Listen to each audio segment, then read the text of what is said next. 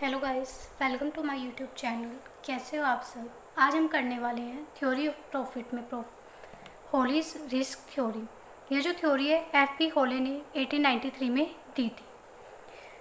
इसमें क्या बोला गया है कि profit is the reward of risk taking in a business during the conduct of any business activity. All other factors of production that is land, labour, capital have guaranteed income from the entrepreneur.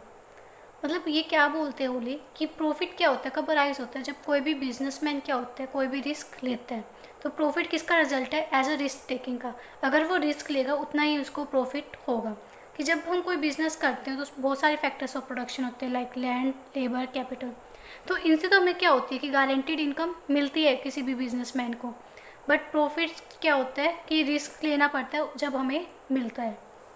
They are least concerned whether the entrepreneur makes the profit undergo losses।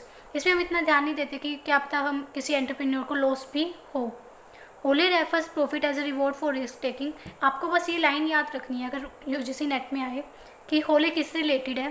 That is profit as a reward for risk taking. कि क्या बताता है कि एक person को, एक entrepreneur को profit कब होता है, किस केस में होता है, जब वो क्या लेते हैं, रिस्क लेते हैं।